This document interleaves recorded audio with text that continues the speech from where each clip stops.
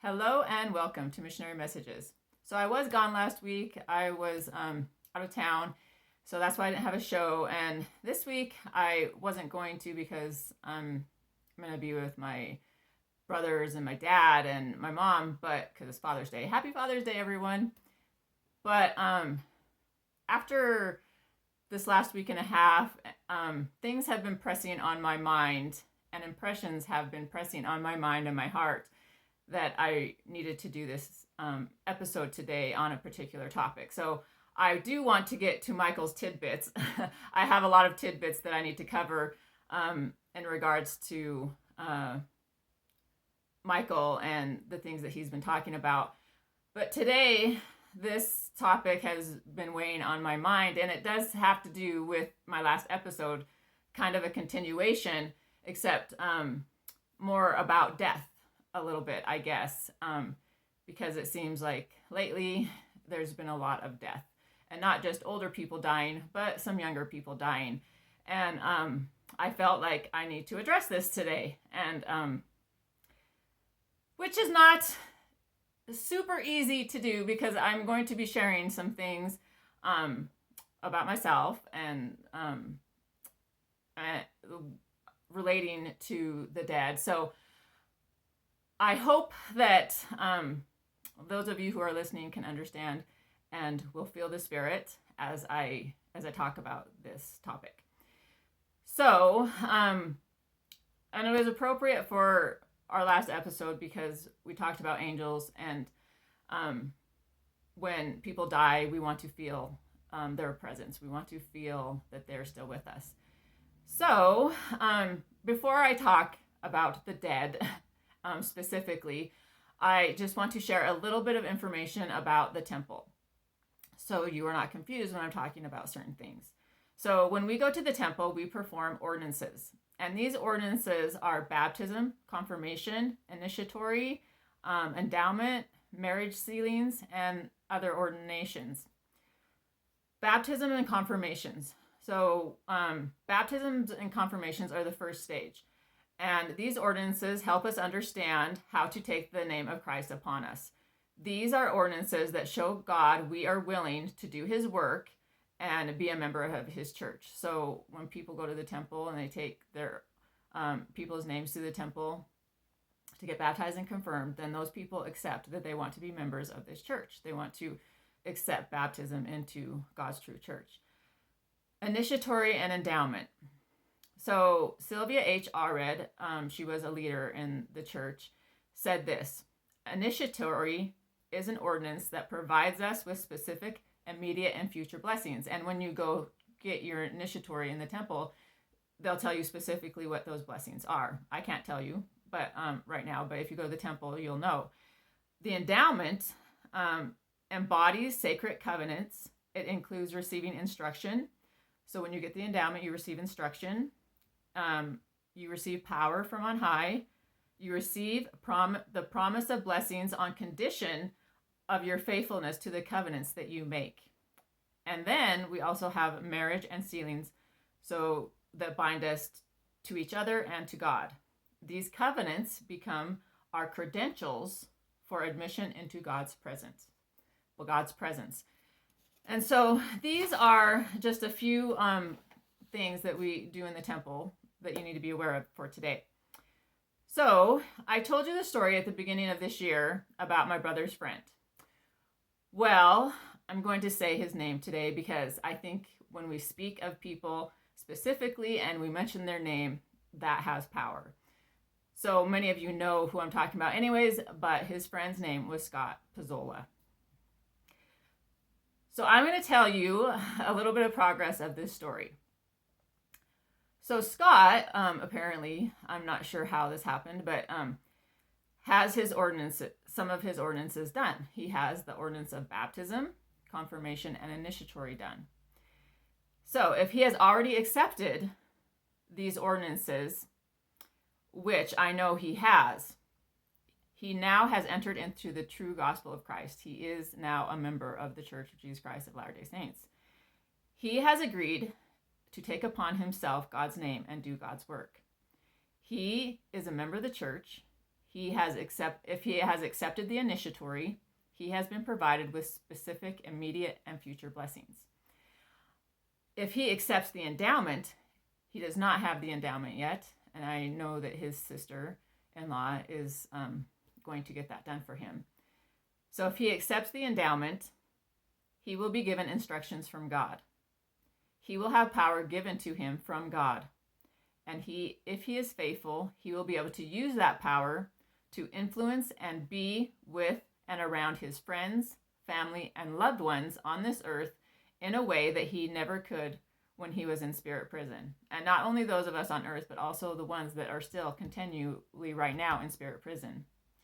He will be free to teach all the people God gives him power over. He will be able to help us, and he'll be able to teach the people in spirit prison. He will embody the works and words of Christ and teach knowledge to us and those in the spirit world as he is now. When he accepts this endowment, he will be able to minister to us. So when I dreamt of Scott while he was in spirit prison, well, technically right now he still is, but he was not ministering to me. I was more like ministering to him, trying to help him in this process. When he receives the endowment, he will be able to minister to me if that is his assignment from God. Because now he will be given assignments. When he has an endowment and he accepts that endowment, he will be given assignments from God. I could be an assignment. You could be an assignment. His family, his mother could be an assignment. He will be an angel that has power. So he was an angel before, well, in the spirit, well, now he is in there. So he's an angel. But when he has the endowment, he will be an angel with power. Not just my angel friend that needed my help. You listening to this might even be one of his assignments when he receives his endowment. So we're going to get back to that in a little bit, but my son Isaac is on a mission, and he has a part in this. So the last couple months, I have been telling my son about this going on with Scott. And he is serving a mission. Isaac is in San Francisco right now. He's in the San Francisco area. I told him, Isaac, that him serving a mission has a part in the progress of Scott. I don't know why. I didn't know why at this point when I was telling my son, but now I do. I told him that when I met his sister-in-law, Scott's sister-in-law, it was when he was getting his mission call. When I had a dream of Scott that summer of 2023, he was preparing to leave on his mission. When I had the dream of Scott telling me that he wants to move forward on from spirit prison, it was the time of Isaac getting sustained as a missionary. I told Isaac that his mission is a blessing to Scott. I told him that Scott is working with his cousin Jet, who had died when he was 7 years old. Jet, who has been teaching Scott. Jet has been teaching Scott in spirit prison, and that Jet and Scott are friends, and that Jet and Isaac are serving this mission together. Jet is with my son Isaac as he serves his mission. Those with power, because Jet is serving a mission on the other side of the veil. Isaac is serving one on this side, on the earth. So what a powerful source that is, right? Serving in heaven, serving on earth, and they're together. They're cousins, and they're helping all of us. So those with power, those that move on from spirit prison, have power, right? When I feel my grandma, my nephew Jet, and other relatives, they minister to me. They help me. They encourage me. They give me strength from their presence and power to help me endure this life. They can do this because they are not in spirit prison. They have their ordinances done. They are endowed with power because of their endowment, because they have been through the temple and they have accepted these ordinances. Jet, my nephew, died before the age of 8. So he was never in spirit prison, ever. He is and automatically was in God's presence as soon as he died. My grandma had her ordinances done while she lived on the earth and was a faithful servant while on the earth. and kept her covenants. So she was never in spirit prison. And on May 15th, 2024, Scott's sister-in-law told me that she has been given permission to take his name to the temple. And I was overjoyed when she told me this. I felt so much joy for Scott because now he will be free. I was so happy. I can't even explain how happy that day made me, knowing that he will be free. So now I'm going to share with you some memories that pertain to today's topic. After sharing these memories, I will tell you why they are important and how they pertain to Scott and his mission in heaven, and the mission he will be serving to us on this earth as he works with my nephew in a more powerful way, because now they both are endowed with power. Pete Hirschenberger. So many of you know who Pete is. And Pete died when I was in high school. I think it was my senior year, if I'm remembering right. And we had a memorial at the high school. And so on March 1st, 2024, now I think about Pete often, but I haven't thought about him for a long while. And Pete was sort of like our class clown. He liked to make people laugh, and he would purposely do things that were weird to make us laugh. And I had a dream of him. So on March 1st of this year, I had a dream of him. And it was very short. I saw him, and I was thinking about how long it had been since I had thought of him. And I said, "Hello, Pete." He looked at me, and he just asked me. He didn't even say hello. He just said, "Charity, have you inquired of me?" And I replied, "No, I have not inquired of you." And then I asked him, "Do you want me to inquire of you?" And that was the end of the dream. I shortly after that woke up.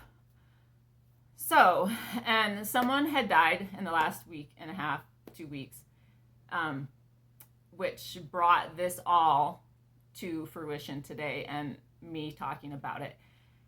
And this topic and these people have been pressing on my heart and mind the last week and a half. So, bear with me. On June 6th, Josh Holloway died. And he was a year younger than me in high school. And I saw his obituary notice on, actually, I saw his obituary notice on June 6th. I'm not sure if that was the, so he died on May 23rd, 2024, but I saw his obituary on June 6th. And so, why is this important? Because Josh, he was my first boyfriend.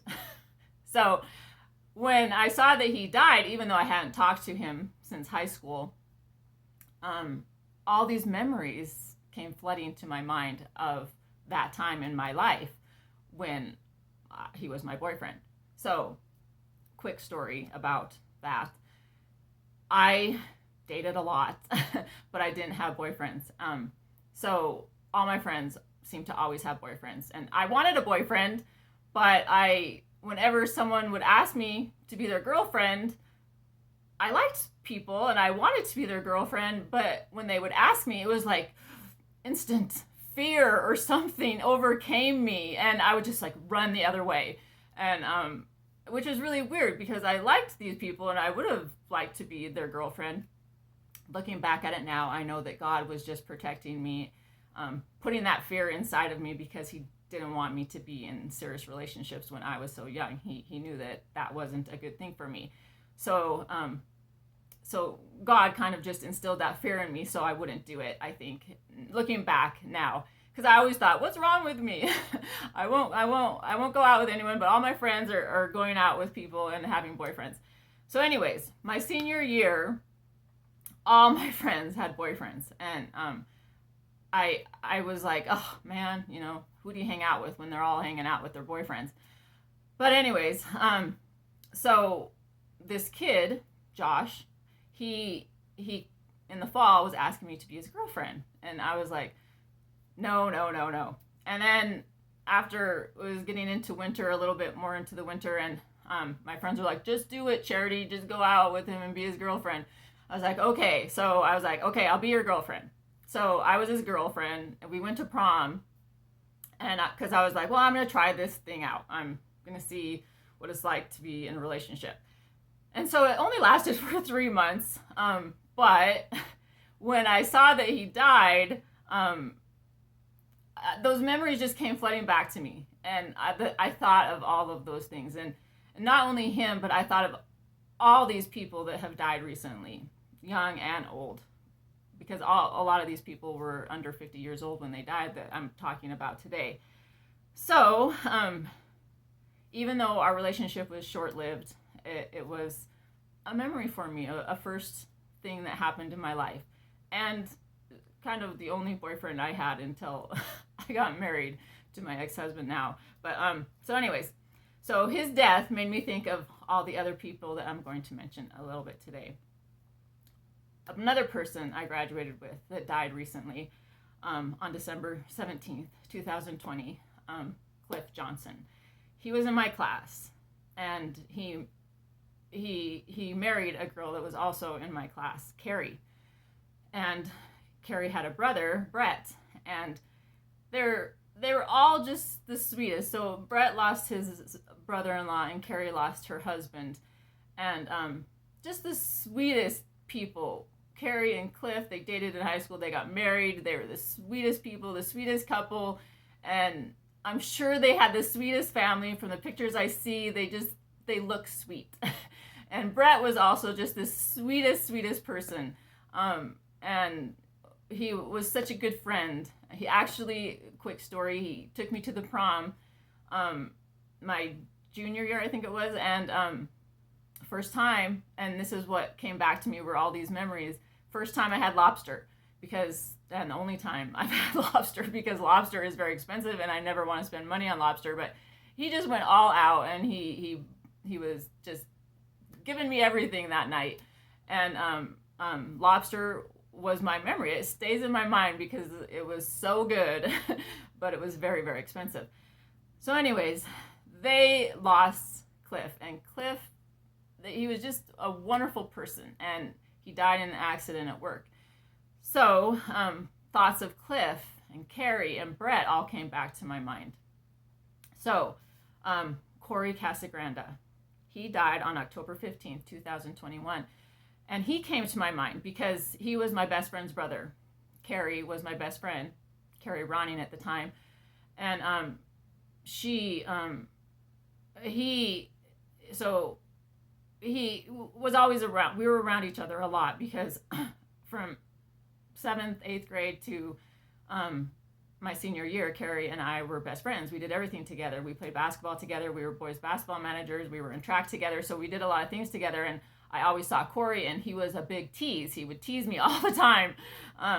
Sometimes it would drive me crazy, but he was a tease, and that's what I remember about him, as being such a tease.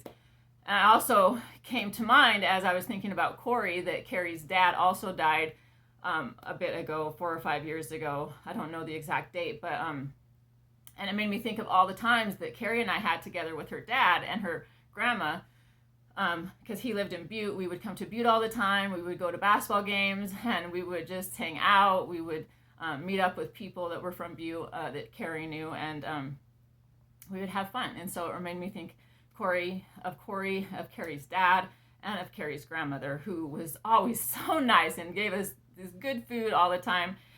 And then there was Keith Canola. Keith is my cousin. He was also in my class, and he died a few years ago. And my mom is in the process of trying to get his work done, but she has to get permission from his family. So she's going to start doing that right now. And my brother Shane, he wants to try to be the one that helps Keith in this process, if we are allowed to bring his name through the temple. So Keith came to my mind. We used to go hunting together because our families would hunt together, and I remember hunting with Keith, and I remember just him telling jokes all the time. Like, he was just such a joke teller, and he was like, just, he was funny, and he had this certain way of him. He had these chubby cheeks that would just, when he smiled, and these bright eyes that, well, they were brown, but he just had this look in his eye that just made you smile. And so when I heard of Josh's death, it made me think of Keith. And then, I probably shouldn't mention this, but this person also came to my mind. It kept coming to my mind, and so I feel like these people want me to mention their names. This person I was not friends with, but he was a big part of my life in a weird way. So, and I found out this last Christmas in 2023 from my brother-in-law that he had died a few years ago, maybe even just 2 years ago, of cancer or something. I don't know the exact day he died, but anyways, his name was Ryan Murphy, and he was from Butte. He was a basketball player for Butte Central, and the reason I'm mentioning him, and he was a big part of my life, is because anyone who knew me, and maybe the whole school knew this about me because we were from a small school, but everyone knew that I had this fascination with Ryan Murphy. And my friend and I would actually go to Butte anytime we could. If our boys weren't playing basketball, we would go to the Butte Central games, because she also kind of thought couple people on the Butte Central team were cute. So we would go to Butte Central games any way we could. Her dad lived in Butte, so we would just stay at his house. We stayed at his house a lot of times. But I just remember thinking how people always thought I was crazy. But I just remember thinking, how could anyone not think that this was the most good-looking guy in the whole entire world? Like, from 8th grade till my senior year, I just thought that this was the most amazing person alive. Like, how could not anybody think that? But people would tease me all the time because everyone knew. And when he came to play basketball in Whitehall, everybody would be like, Charity! And they would try to embarrass me. But anyways, he came to my mind because that was such a big part of my life, this obsession, this fascination with Ryan Murphy. And I did actually meet him my senior year a couple times. Well, meeting him, talking to him, I'm pretty sure he probably knew I had this fascination with him. But I hung out with him a couple times my senior year, and needless to say, that ended my fascination. So after high school, I no longer had that fascination, but I still thought that he was probably kind of the best looking guy in the whole world. So anyways, he came to my mind very strongly because for so many years, he was a part of my imagination, I guess. I don't know what you would call it. But anyways, I felt the need to mention his name today. So most of these people died under 50 years old. He was a year older than me, actually. But there were some that died that were older, and they came to my mind when I saw Josh's obituary. Jane Hansen. Now, because everybody had boyfriends and I didn't, there was this other girl named Liz, and she seemed to not have boyfriends. She got one later, but whom she married. But so we would hang out because everybody else was hanging out with their boyfriends, and so for 2 years, part of my junior year, she played basketball too, so that's how we started hanging out. And then my senior year, so I would go to her house. Her mom was Jane, and her mom had the same birthday as me. And her mom would make cookies. So I remember about Jane, I would go to her house and I pretty much would eat all the cookies in her cookie jar. They were so good. And not good for me, but they were good. And so she came to my mind, and all of her cookies that I ate for those years came to my mind. And then there was Sandra Sacre, who recently died on January 15th. 2024. And now I did not know Sandra, but I was familiar with Tiffany, her daughter, and I guess probably her nephews, Matt and Scott. I'm thinking Scott is not Tiffany's brother, but I'm not quite sure. Not Scott Pizzola, but Scott Sacre. So I started following Tiffany, and I saw that she had posted this, and so I saw her post on January 17th, 2024. Her mom died on the 15th. And her mom was older and not as young as these other ones. and I didn't know Tiffany. Tiffany was like 3 or 4 years younger than me. I think 3, because I think we did play basketball together when she was a freshman and I was a senior. But I didn't know Tiffany at all. I didn't know her mom or her family really. So, and I see Tiffany and her pictures of her family, and oh, such a great spirit. Your family has such a great spirit. I feel so much love that you have in your family, and what a wonderful family that you have. I just have to say that you are beautiful and your family is beautiful. And the reason I'm mentioning Sandra, because I did not know her, shortly after I found out that her mom had died, I had a dream of Sandra and Tiffany, and it was sort of the same type of dream that I had of Pete. Have you inquired of me to my daughter? And so this was sort of the same kind of thing. I didn't think about it so much then, though, that until I had the dream of Pete recently. Okay, and then there was Mr. Kelly. He was our history teacher, and I got along with Mr. Kelly. I knew his son Mike. Mike is friends with my brother Jason, who Mike was 3 years older than me. And Mr. Kelly was our history teacher, and he didn't necessarily have favorable feelings toward the Church of Jesus Christ of Latter-day Saints. Often you would hear him say negative things sometimes, but anyway, so he when I don't know when Mike's dad died, but when I found out he died, I had a dream of Mike's dad, and it was the same sort of thing as Sandra's dream, and kind of like Pete's. It was more detailed, like Sandra's and Mr. Kelly's. Pete's wasn't as detailed, but it was the same sort of thing. Have you inquired of me to my son? And back then, I was going to message Mike, and I was thinking, oh, he's going to think I'm crazy. And it was a little bit ago, so I didn't end up doing that. But today, I feel like I need to inquire of Mr. Kelly today. So, did I inquire? Until this week, I did not understand what Pete was asking me. What was I supposed to inquire about? And I wondered about this dream. So I don't know Pete's family. I don't know where they are. I don't know how to get a hold of them. I have no idea anything about Pete.